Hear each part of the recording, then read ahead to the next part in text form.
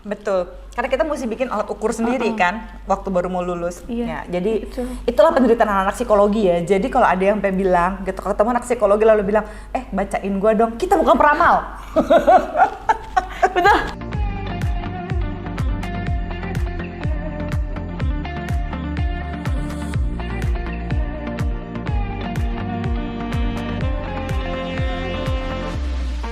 Hai Z-Friends, welcome to Z-Talk. Udah lama ya nggak Z-Talk. Ini aku kedatangan tamu dari Semarang.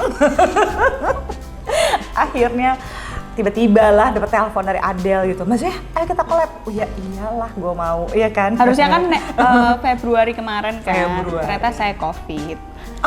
Iya. Serius lo Akhirnya COVID? S1 COVID. Ya ampun. Yang Mbak Zoya diving kan ke laut-laut kan. Itu aku lagi lihat story-nya, wah enak ya liburan Mbak Zoya. Aku di rumah sakit. Ya ampun. Gimana sih sebenarnya rasanya COVID? Bener nggak sih itu penyakit paling kesepian? Karena nggak bisa dijenguk, nggak bisa ngapa-ngapain, mesti Betul. berdiri sendiri. Kesepian iya. Karena aku nggak di rumah, aku ke rumah sakit karena 3 hari awal itu gejalanya sama kayak aku kalau darah rendah kumat, panas, pusing, nggak bisa bangun, terus ketambahan batuk pilek sama tenggorokan nggak enak kan, segera dibawa ke rumah sakit, di karantina tuh bener-bener aku nanya ke susternya, sus saya keluar sini nggak ada balkon, sus saya mau ngerokok, aku kan nanya gitu kan, terus Mana boleh ngerokok nggak dong, boleh kan?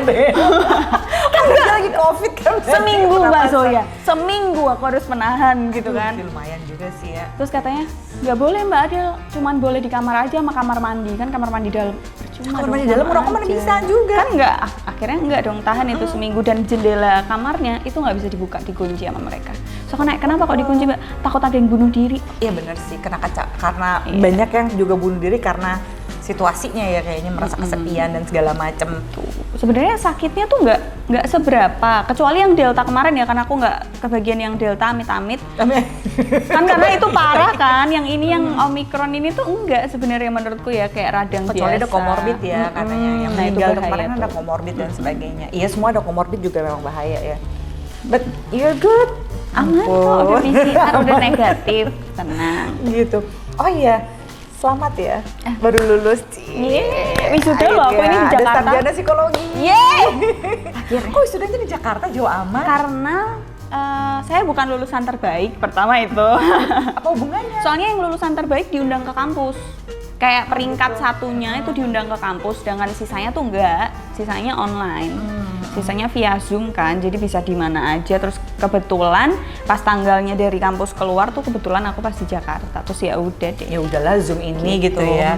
Gimana rasanya? Berapa tahun nih? Berapa tahun kuliahnya? Wah, jangan ditanya berapa tahun, malu. Gue aja 5 tahun kok. Lama pokoknya tahun ini tuh sebenarnya DO harusnya. Oh iya nggak apa-apa, Iya. tapi kan berhasil. Berhasil. Udah. Berhasil. Aduh, aku ingat masa-masa kuliah tuh ya berkecamuk ya. Apalagi kalau aku ya dulu pas lagi kuliah psikologi paling berat itu adalah kalau dulu ada namanya MKT. Apa tuh?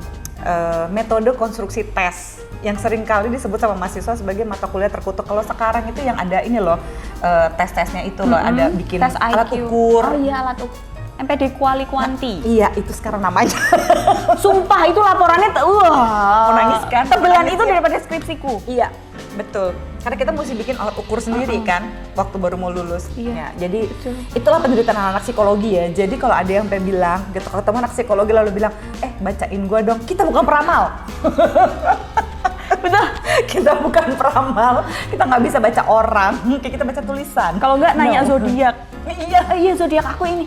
Kalau menurut Mbak zodiakku gini-gini mana? Oh, terus apalagi yang kamu alami sebagai mahasiswa psikologi, Cie, yang sebentar lagi sudah menjadi sarjana, Cie. Yang paling sering itu kayak kita nggak boleh salah pilih cowok.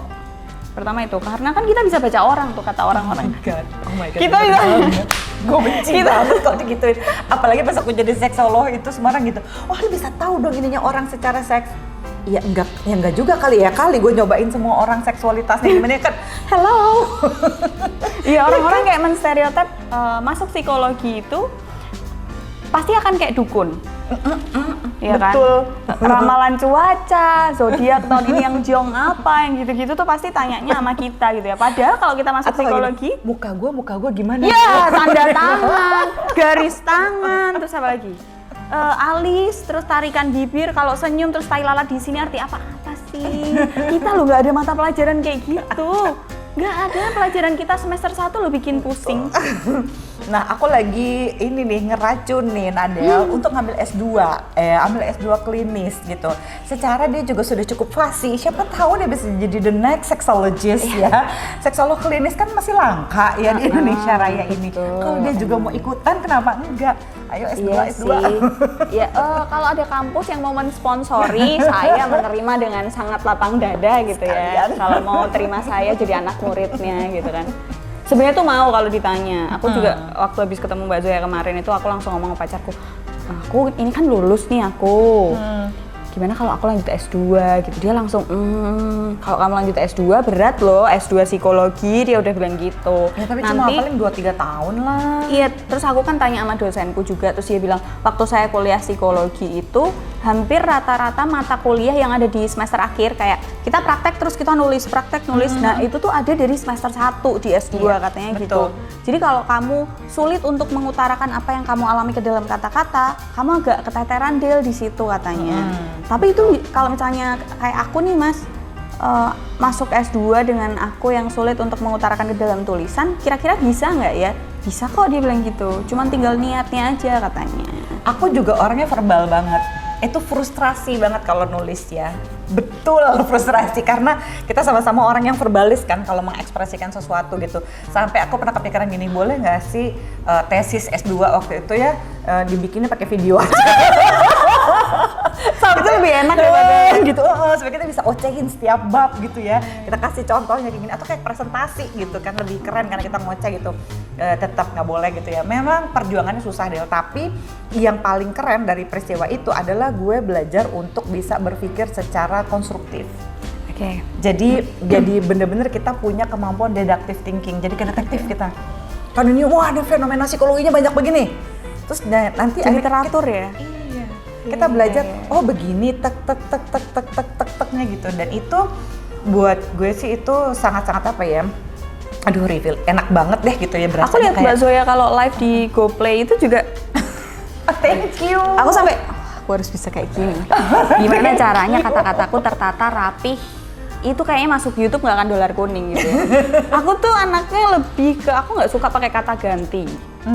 Jadi kalau mengibaratkan sesuatu tuh, aku kan selalu kalau misalnya ngebawain konten itu kan, misal topiknya A, aku selalu kasih contoh karena aku percaya subscriberku atau penontonku itu kalau cuma dikasih pengertian doang nggak ada contohnya, mereka bingung. Betul. Jadi aku langsung kasih contoh.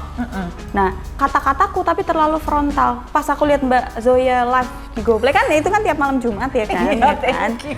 Terus ada kuis-kuisnya kan, terus aku udah pengen ikut kuisnya. Enggak, Del, tahan, kamu harus pelajari cara ngomongnya gimana. Pokoknya Mbak Zoya tuh kalau ngomong lancar, terus kayak kereta, tapi semua materi masuk. Iya, itu mungkin sih bener-bener karena belajar nulis di S2-nya itu. Emang berdarah-darah sih, Del. Tapi ya buktinya maksudnya sekarang jadi otomatis kan. Aku juga kalau disuruh nulis nih sekarang nih, aku misalnya tulisan yang orang-orang kebanyakan ya bisa nulis dalam 3 hari, aku tuh butuh waktu kayak seminggu. Sabar, nulis dan kata pertamanya tuh loh. Iya. Awalnya itu gimana? Kalau udah kan kayak sambil ngomong gitu, sambil ngetik kan jalan. Iya. Kata awalnya sama kata sambungnya tuh dan sulit. beda loh ya kalau misalnya kita omonginnya tuh kita sambil kita rekam nih omongan kita, beda kan di tulisan. Bahasanya. Aduh, beda banget gitu bahasa verbal kita. Jadi emang frustrasi banget terus terang waktu awal-awal gitu, apalagi kan kita ada panduannya ya. Kita mesti ngikutin asosiasi psikologi dunia ya. Dan itu mesti ada cara mengquote-nya ini itu. Tapi gila ya, begitu lulus S2 tuh gue sampai aduh terima kasih buat semua perjuangan ini gitu, karena jadinya otomatis. Langsung. Jadi mikirnya kalau tidak terstruktur itu lu bisa tahu orang, wah nih orang logical fallacy nih. Dia kacau nih gitu, karena ya dia mikirnya nggak runut gitu. Oke.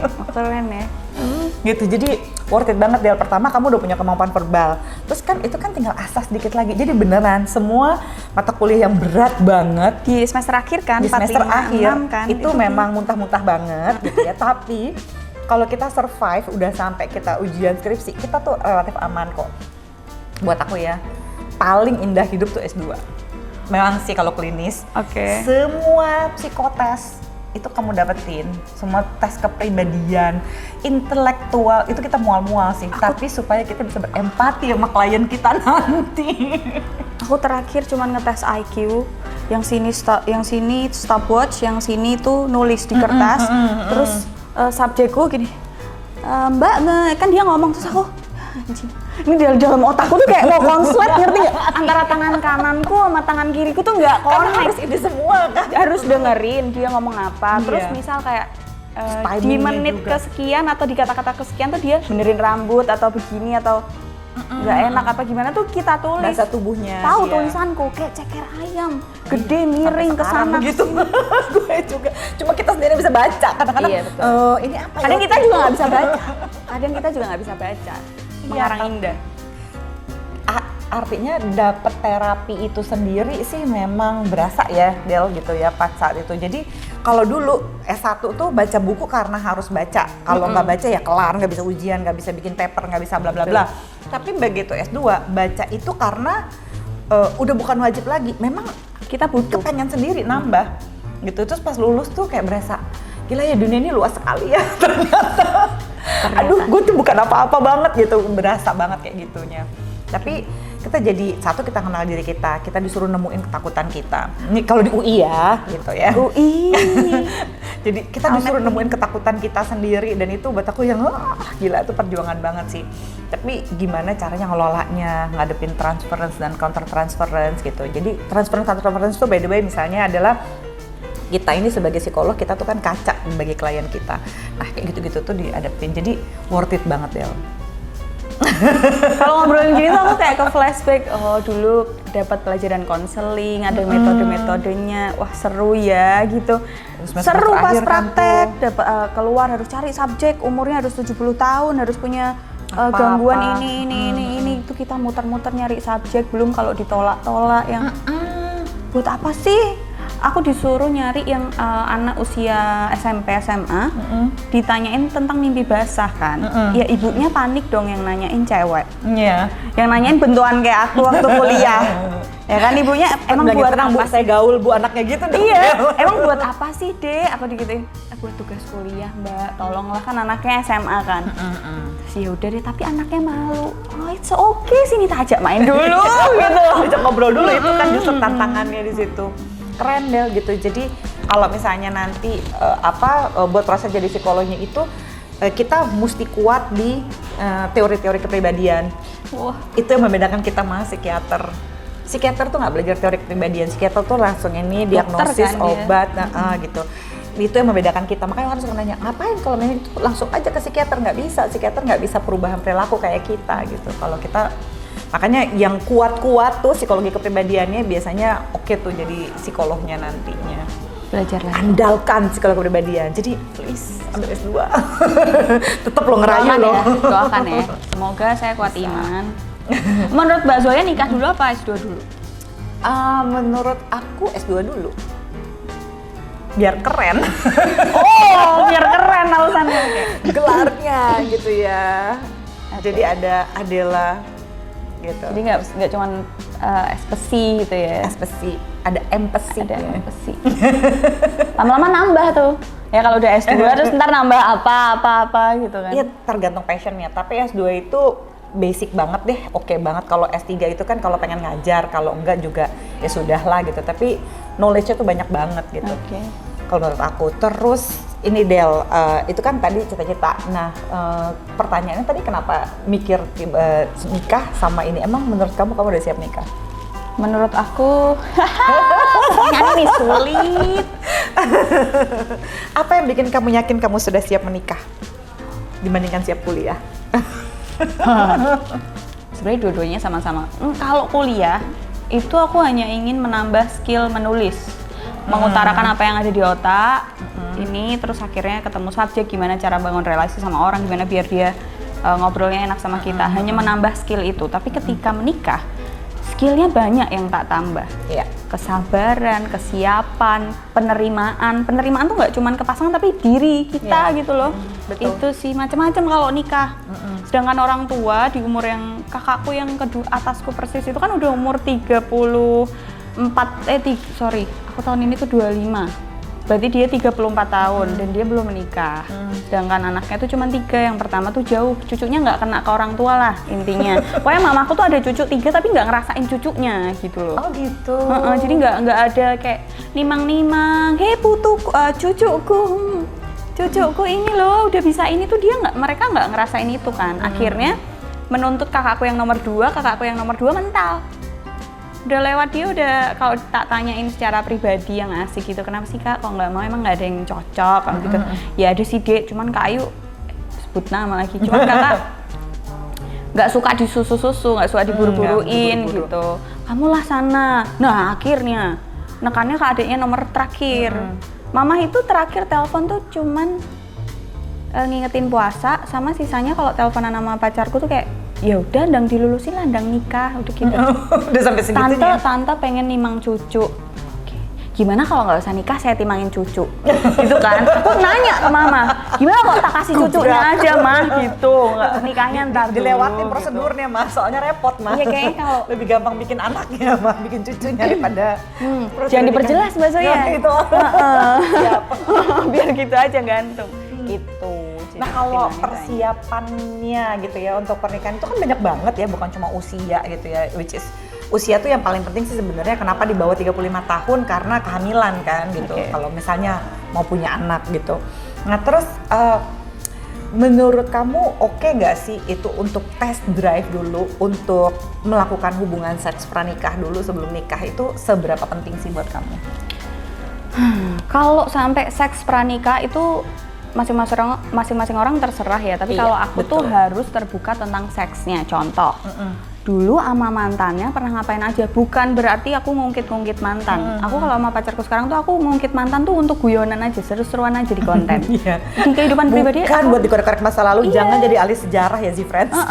Bukan terus kayak, ih kamu kan dulu sama mantanmu pernah gini ya, yang gitu-gitu. Kok aku juga begini sih sama mantan kamu? Jangan gitu ya. Kamu kan ada tuh yang konten TikTok ada yang gini, kamu sama mantan kamu manggilnya apa? Sayang, kok sama aku sayang lagi yang gitu? Enggak, itu menurutku kayak, hey kehidupanmu kurang sibuk kayaknya gitu loh. Tapi ngorek-ngorek itu dalam artian kayak, kamu pernah punya trauma nggak sih sama mantanmu? Kadang kan ada beberapa laki-laki itu juga manusia loh, dia tuh juga bisa trauma, tersakiti, menangis dan sebagainya gitu kan. Aku nanya gitu, apa yang bikin, kenapa sih putus terakhir, kenapa? Terus bikin kamu kapok nggak?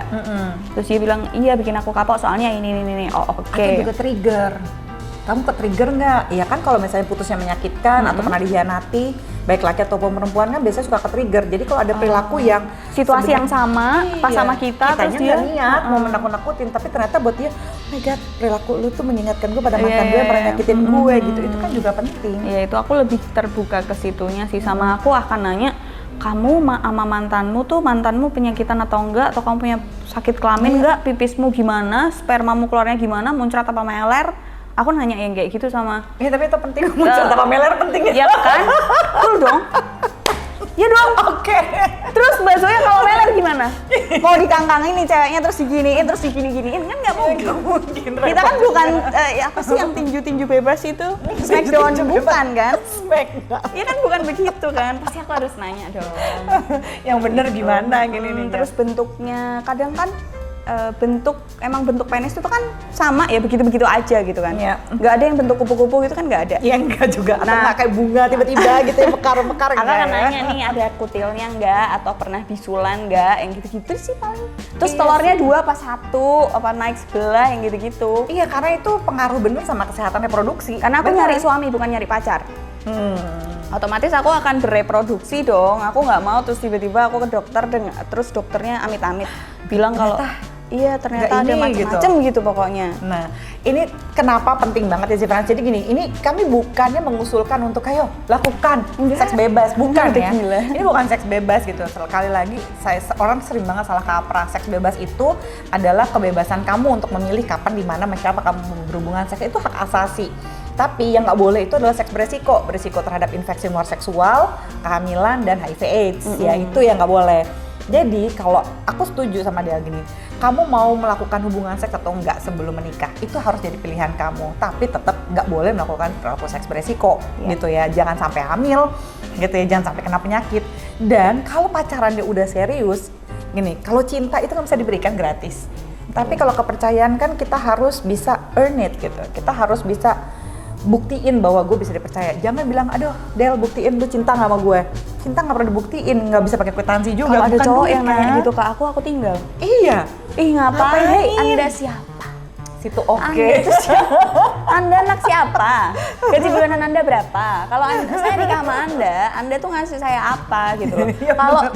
aku prinsipnya gini, kalau aku single, kalau aku nggak punya pacar atau nggak punya pasangan, aku bisa melakukan segala macam hal. Tapi ketika aku punya pasangan, aku malah dikekang dan ada beberapa poin yang aku nggak bisa lakuin lagi. Aku nggak mau pacaran.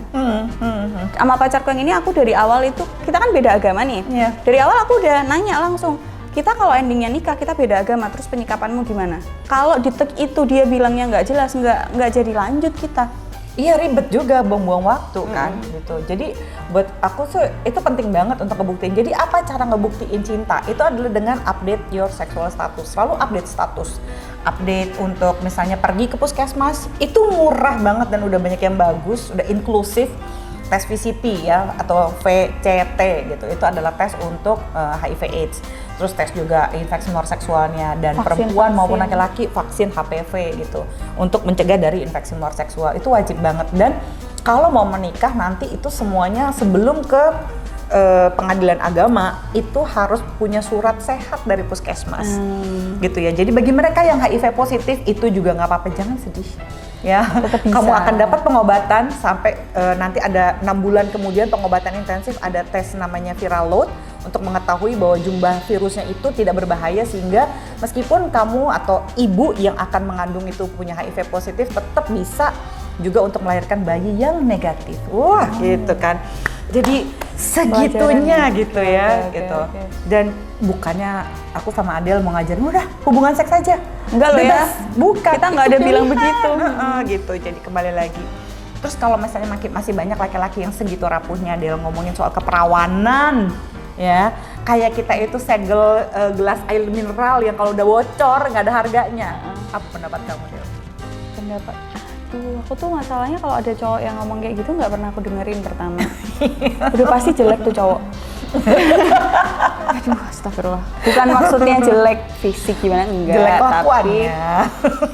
percaya deh itu pasti pengecut, ya. Itu pasti mental ayam yang kalau misalnya kalian digerebek maling atau apa tuh dia akan ngumpet di balik tubuh kalian atau dia lari menyelamatkan diri sendiri gitu loh. Ngerti nggak sih cowok-cowok yang kayak gitu yang masih menganggap keperawanan, kamu harus bersih kapas yang begitu-begitu, kamu harus melakukan semuanya pertama kali sama aku, tapi dia sudah merawani banyak wanita gitu ya, sedangkan dirinya sendiri juga nggak perjaka, entah itu perjakanya sama sabun, sama tangan, sama guling, sama dipan, kita nggak ada yang tahu. Iya, kan? benar. Menurutku kalau misalnya ada cowok yang kayak gitu, iya. Ada yang diperawanin sama dipan. Dipan kasur tau nggak sih Mbak Zoya? Iya aku tahu. Tapi Mbak Zoya aku punya teman begitu Mbak Zoya. Serius. Aduh aku sebut apa namanya? Kesian. Dia tuh kalau lagi dipan, gue ngebayangin lagi. Pokoknya dia gampang ngecerit deh. Ya ampun. Pasti jelek deh cowok yang otaknya sempit, yang pemikirannya sempit tuh nggak jauh-jauh dari otaknya, akhlaknya. Iya. Jelek. Kalau misalnya aku dapet cowok kayak gitu, nggak mungkin aku dapet cowok kayak gitu. Oke, pelecehan seksual yang paling sering kamu alami, karena maksudnya kan kamu kan cantik, atraktif gitu ya, dan banyak orang yang merasa bahwa kan lu kan begini, lu kan gampang kan, karena lu ngomongnya juga cablak gitu, straightforward gitu, seolah-olah kan boleh dilecehin gitu. Pelecehan seksual yang paling bikin kamu kesel tuh apa aja sih? Dulu itu aku sampai hapus aplikasi Instagram gitu. Aku dikatain gini, ngakunya kuliah psikologi, tapi kelakuan kayak sampah. Terus kamu tuh kayak anak yang nggak pernah dapat pendidikan ya, pendidikanmu di pinggir jalan, di jalanan gitu. Segitunya? Terus jadi dia tuh ngomen segala macam storyku, terus dia akan bilang kayak dasar pelacur gitu-gitulah. Itu gampang lah diucapin yang kayak gitu-gitu. Awal-awalan karena terkejut ya kita ya, nggak pernah digituin kan. Terus kayak aku salah ya ngomong gini ya, padahal ini aku happy banget nih ngomong gini kayak. Obrolanku ini tuh biasa ada di tongkrongan, di kamar kos, ada biasa di cewek-cewek ngerumpi. Cuman bedanya aku bawa aja ini ke ranah publik gitu. Gitu semua orang tuh pasti ngomongin kayak gini, tapi kenapa kok aku digituin? Ya walaupun begitu banyak orang yang mendukung, tapi begitu ada satu yang ngomong negatif tuh, kenapa kok kita melihat ini yang satu ini?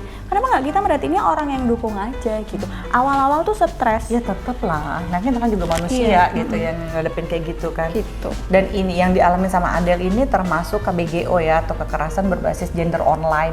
Jadi jangan sampai orang tuh mikir, oh ini karena dia Adele orangnya ceplas-ceplos, boleh diomongin apa aja, kayak kita bukan manusia ya Del ya gitu.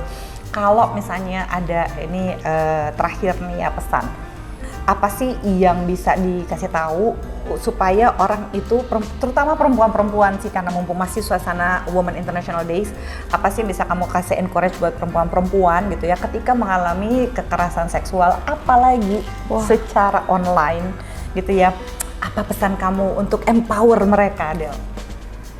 Yang mengalami kekerasan entah verbal non verbal, kalau langsung aku pribadi waktu ngerasain itu pasti nge-freeze, ya nggak sih Mbak? Betul. Kayak aku tadi diapain Pegang ya? banget ya mereka bisa Aku ngomong masih di begitu. titik waktu itu tuh aku tadi diapain ya? Masih loading nih otaknya gitu ya. Terus habis itu kayak aku lupa, ingatnya delay, ingatnya waktu kuliah. Nah itu tuh mungkin Mbak Zoya lebih paham tuh harusnya gimana. Tapi kalau secara verbal, aku pengen ngomong ke semua wanita kalau kalian itu berharga. Ketika ada orang lain yang melecehkan kalian, ketika ada orang lain yang ngomong jelek tentang kalian, ya mereka nggak tahu barang bagus saja. Keren! Itu sih kalau menurutku. Gak apa-apa, kalau misalnya sampai kamu mengalami, kamu tuh wajib sekali. Jadi kan ada banyak orang yang pasti kayak ada kan, udah Mbak cuekin aja. Kita nih manusia, kita apa? Step back dulu, mundur sedikit, tarik nafas. Yang dialami Adele dan saya juga pernah alami, meskipun udah kayak begini, tetap aja. Orang-orang itu aneh namanya deh, jempolnya enteng. Iya, karena mereka apa cuma duduk diem gitu ya, mereka nggak ngeliat orang-orang. Kalau zaman dulu kan mungkin ketika di depan pasti cemen tuh, nggak bisa ngomong apa-apa. Dan Ya, nggak pernah nemuin langsung loh yang ngata-ngatain kayak Iya. dasar kamu. Oh, tak tendang kepalanya. Jangankan yang troll kayak gitu, ada yang ngakunya ngefans. Aku ngefans banget Mbak Zoya gini. Mbak Zoya tuh ngapain aja sih kalau sama suaminya begini-begini? Kenapa jadi nanya kayak gitu ya? Kayak merasa harus tahu gitu ya. Kamu ada juga nggak kayak gitu sih? Ya mending troll gitu. Ada yang benar-benar ngerasa ngefans. Oke. Jadi dengerin yang Adele bilang ya, dia itu Instagramnya itu aja 1M ya. Terus dia gitu YouTube-nya berapa banyak subscribernya. Artinya pelecehan seksual yang dialami itu banyak sekali dialami juga oleh banyak perempuan. Nah supaya terjadi tough gitu ya, jangan lupa ambil waktu ya untuk melakukan emotional rescue bahwa oh aku berharga. Ya aku wajar kecewa gitu ya, tapi aku tarik nafas dulu, mungkin puasa dulu sebentar Instagramnya ya, baru nanti dilihat lagi begitu kamu udah siap. Jadi it's okay, be human. Thank you banget ya Del Terima kasih buat juga, Mbak encouragement-nya. Zoya. Congratulations, please ambil S2 biar berkelanjutan kepintarannya itu langsung bisa semoga. disebarkan di seluruh Semoga, dunia. ya. Mari doakan bersama saya S2. Amin. Bye Z friends.